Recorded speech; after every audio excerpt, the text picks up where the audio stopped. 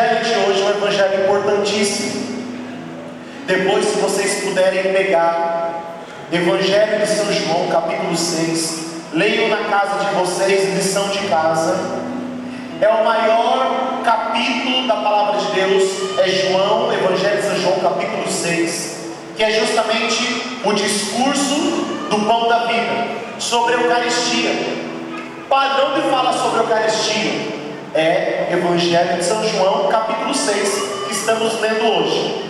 É verdade que nós lemos só um pedacinho, só um trecho, não lemos tudo, até porque seria longuíssimo, seria muito longo. Se eu não me engano, vai até os 71, para vocês terem ideia. São 71 versículos falando sobre o pão da vida. Jesus é o pão da vida. Ele é, quando diz assim, quem comer minha carne, quem beber o meu sangue, é justamente no Evangelho do pão da vida, que é esse Evangelho de São João capítulo 6, tudo isso está aqui dentro. Mas quando eu preparava a reflexão de hoje, e pensava comigo, o que tem a ver o Evangelho de hoje com o tema que estamos celebrando, quebra de maldição? E quando eu rezava na minha capela, na parte da tarde agora, eu tive uma inspiração, Deus me deu uma inspiração muito simples, muito simples. Primeiro, o finalzinho aqui do Evangelho de hoje, os apóstolos fazem uma pergunta para Jesus. Qual que é a pergunta que eles fazem? Presta atenção. Perguntaram: que faremos para praticar as obras de Deus? Respondeu-lhe Jesus: a obra de Deus é esta, que creiais que Ele me enviou. A obra de Deus é nós crermos que Ele é o pão da vida, que Ele é o enviado do Pai. Nós poderíamos ficar com essa resposta de Jesus. A grande pergunta que eu fiz na minha capela, pensando em vocês, que Deus me inspirou: Jesus, o que nós temos que fazer para que toda maldição seja quebrada na nossa vida? E Jesus respondeu ao meu coração: basta crer que eu sou o pão vivo descido do céu. Jesus deu uma resposta muito simples para o Padre. Uma resposta muito simples. O que fazer para a maldição ser quebrada na minha vida? É crer em Jesus, acreditar que Ele é o Filho de Deus, enviado do Pai. Se você tiver a fé na igreja, como nós professamos, crê em Deus Pai Todo-Poderoso, Criador do céu e da terra, aquele que criou tudo, e no seu Filho Jesus Cristo, nascido da Virgem Maria, por meio do Espírito Santo, aquele que padeceu sob todos os soldados, aquele que morreu pelos nossos pecados, desceu à mansão dos mortos para salvar todos aqueles que antes dele já tinham morrido, ressuscitou ao terceiro dia, promessa do Pai, a ressurreição. Nós cristãos católicos acreditamos na ressurreição, não acreditamos na reencarnação. Nós não acreditamos. Nós acreditamos que Deus deu uma vida para nós, e nós temos que cuidar muito bem dela. Essa coisa de ser espírita, ou de outras práticas, denominações de seitas, que pregam, se você não foi perfeito nessa vida, você vai ter uma segunda vida, uma segunda chance. Isso é a teologia do fracasso, do perdedor. Isso é a teologia do fracassado. Seja uma mulher de Deus, seja um homem de Deus nessa vida, alcance o céu nessa vida, enquanto você pode. Lute hoje. Não espere morrer para achar que você vai ter uma outra vida. Voltar como um animal, voltar como uma árvore. Vai ter uma segunda chance. Que na outra vida eu fui Cleópatra, na outra vida eu fui rei. Agora eu sou pobre, eu estou pagando aquilo que eu fiz de ruim naquela vida. Senhor, o que temos que fazer para ser salvos? O que temos que fazer para quebrar a maldição na nossa vida? É crer no Deus Todo-Poderoso, que morreu e ressuscitou, ponto final.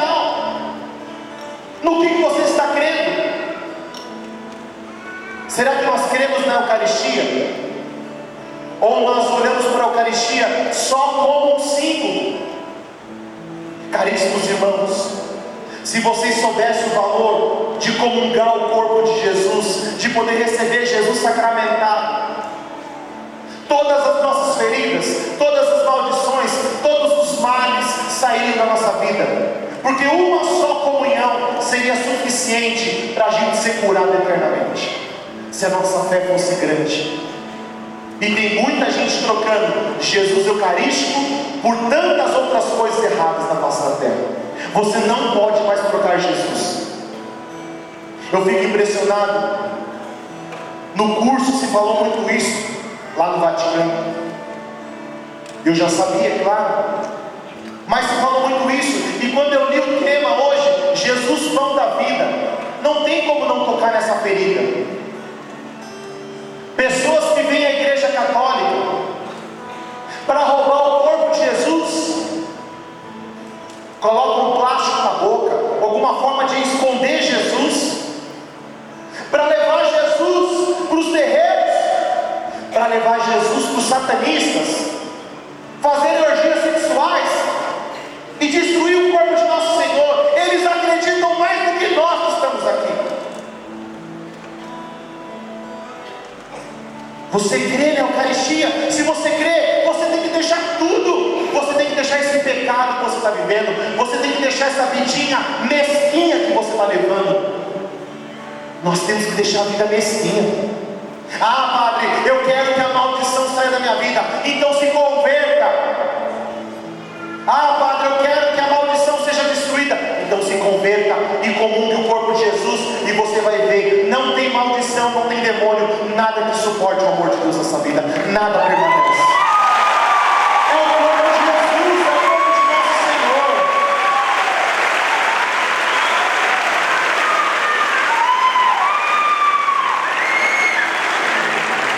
Se as pessoas soubessem o verdadeiro valor do corpo de Jesus, elas não ficariam um dia só sequer sem comungar Jesus.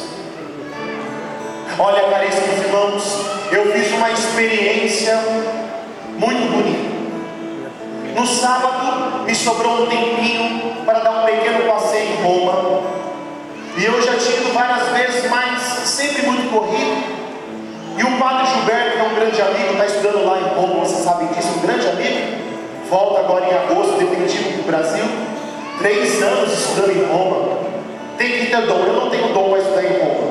Muito bom para passear, fazer um curso, mas para estudar 3, 4, 5, 6 anos, Deus misericórdia. Não é o dom do padre. Ai, misericórdia.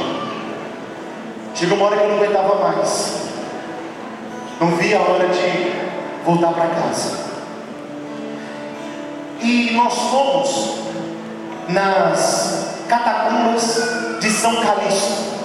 Não sei se vocês já ouviram falar sobre isso. Talvez já tenham ouvido alguém falar assim, que os cristãos celebravam nas catacumbas em tempo de perseguição. Talvez vocês já ouviram falar sobre isso. Sim ou não? Sim. Talvez alguns, não digo todos, mas boa parte já tenham ouvido falar sobre isso. E eu tive a graça de ir nas catacumbas de São Calixto. Eu fiquei chocado e eu me emocionei, até chorei quando entrei nas catacumbas, porque lá está o corpo de Santa Cecília, que morreu degolada, e tantos papas e tantos cristãos. Para vocês terem ideia, existe uma média de 6 a 8 milhões de cristãos enterrados na catacumba de São Calixto. De 6 a 8 milhões. É o estado do Rio de Janeiro inteiro. É o estado do Rio de Janeiro inteiro hoje. E aí vocês falam, mas onde cabe tanta gente? Pois eu digo, são mais de 20 quilômetros de corredores, de gavetas, onde se colocaram mortos. Cristãos. Já desde o século II, finalzinho do século I, do século II, já se colocavam os cristãos lá. São mais de 4 andares de catacumbas. Cada andar deve ter umas 15 gavetas assim, ó. corredores, mas é um labirinto. Tem que ir com guia. Tinha um guia lá nos acompanhando. E interessante que por baixo de Roma são milhões. E como que eles faziam para cavar? Primeiro que cada cristão tinha a sua cova. Quando morria, fazia-se uma cova. Ou seja, cada cristão tinha a sua cova. Por exemplo, morreu, está lá 10, 20 anos, tira e coloca no lugar. Não podia colocar no lugar, porque eles acreditavam na ressurreição. Então eles acreditavam que a ressurreição seria corpo e alma. Claro, século II, eles não tinham noção plena ainda de ressurreição, mas eles estavam certos. Eles estavam certos. Então cada um tinha a sua cova. Por isso que tem tanta cova lá embaixo. São incontáveis. O que eles conseguiram contar, eles falam de 6 a 8 milhões de covas. Mais de 20 quilômetros. 4 andares. E como que eles faziam? Olha só. Eles cavavam. Vamos supor que aqui é o chão. Então morreu um, eles cavavam e enterravam. Morreu outro, eles cavavam para um lado e cavavam por baixo. Enterravam. Então eles enterravam de cima para baixo. Eles falam, mas como não desmorona tudo isso? Tem alguma coisa que sustenta? Não. Olha como Deus sabe de todas as coisas. Aquela areia, aquela terra, você cava na terra. Ao contato com o ar, ela vira pedra. Ela vira pedra. É algo assim, realmente encantador. É encantador. E aí o que encanta nisso tudo? O que tudo isso tem a ver com a nossa homilia?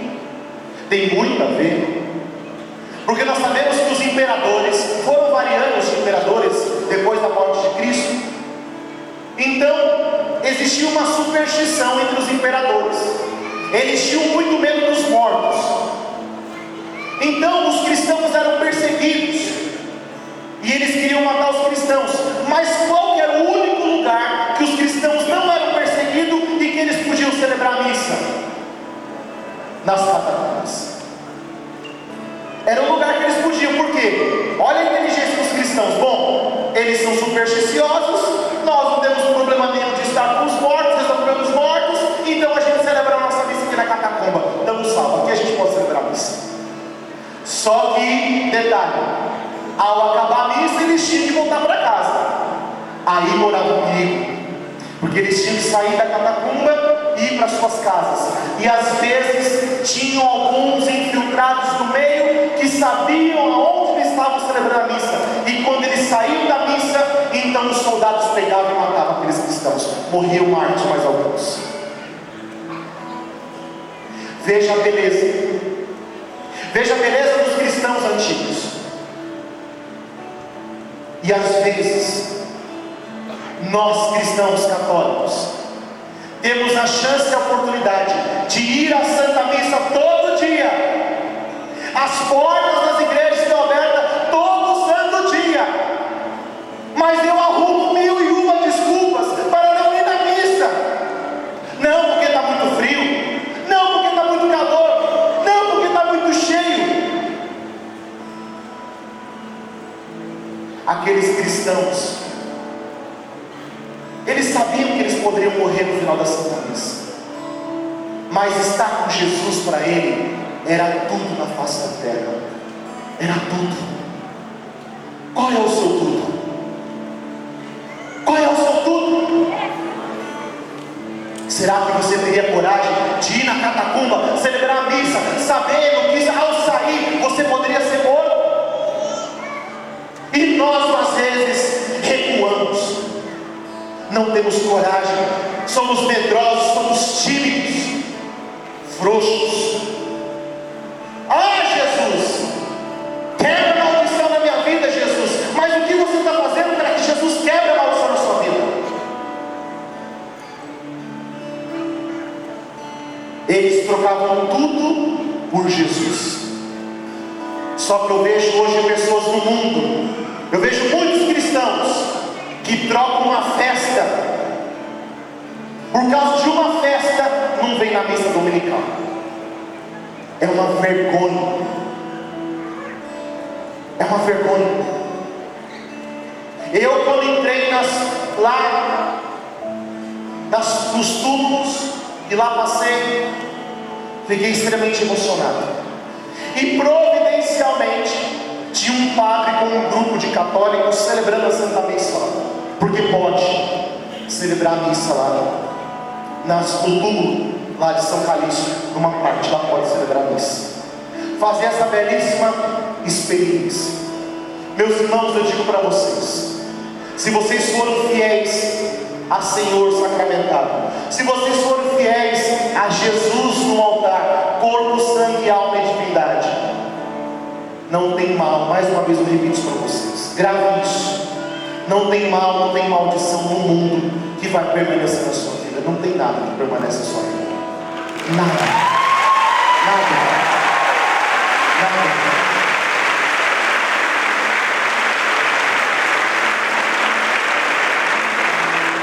E aí, para encerrar, vocês entenderam o porquê do Evangelho de hoje é importante?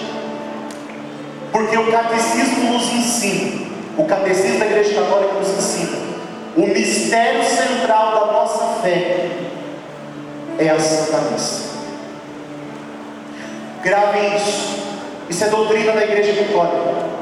O mistério central da nossa fé, caríssimos irmãos, é a Santa Missa. Jesus, ele deve ser o centro, deve ser o eixo, deve ser o centro da sua vida. Se alguma coisa não está indo bem na sua vida, é porque Jesus não é o centro da sua vida. Comece a analisar. O que tem sido o centro da sua vida? Dinheiro? Prazeres? O que tem sido o centro da sua vida? Por que você está tão doente com uma depressão? Por que seu marido te abandonou? Porque talvez vocês não colocaram Deus acima de tudo. Jesus quer quebrar toda maldição, mas o primeiro passo, a pergunta que os apóstolos fizeram: Senhor, o que temos que fazer para que as obras de Deus aconteçam na nossa vida? E Ele deu uma resposta: crer no meu corpo e no meu sangue, viver o meu corpo e o meu sangue.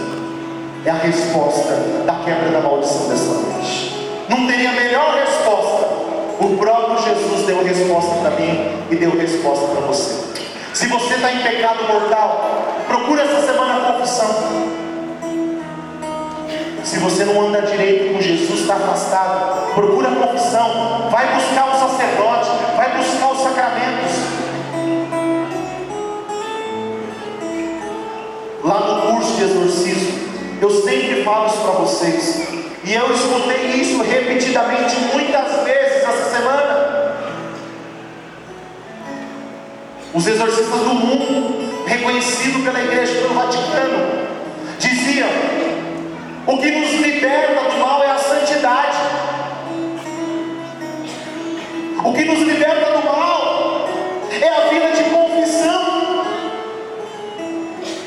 Todos os grandes exorcistas do mundo dizem a mesma coisa. E por que nós somos como um jumento, como uma anta, cabeça dura?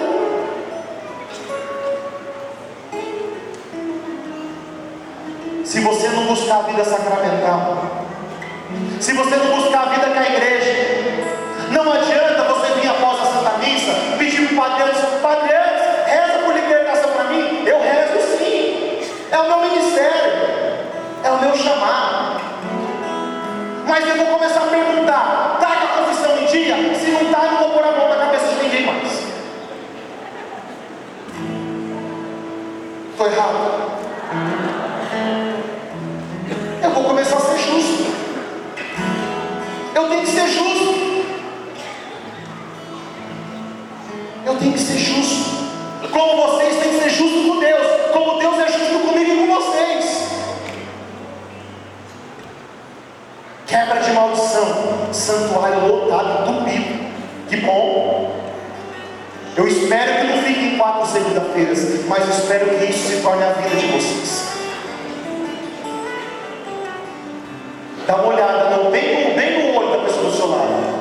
e fala: não seja safado não, viu?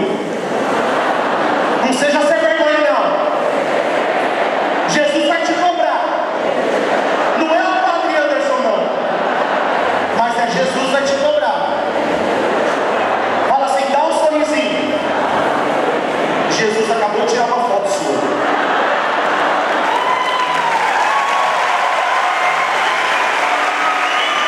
Está registrado.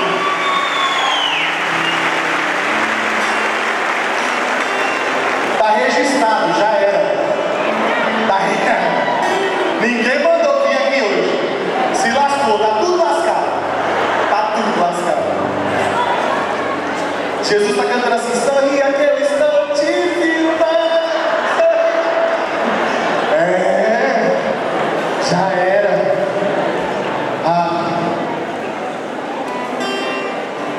A gente brinca, mas a palavra de Deus diz que os nossos nomes estão gravados aonde? Na palma da mão de Deus. Os nossos nomes estão gravados na palma da mão de Deus. O seu nome está na palma da mão de Deus, sim ou não? Então fica de pé e dá uma salva de palmas, porque Jesus te ama.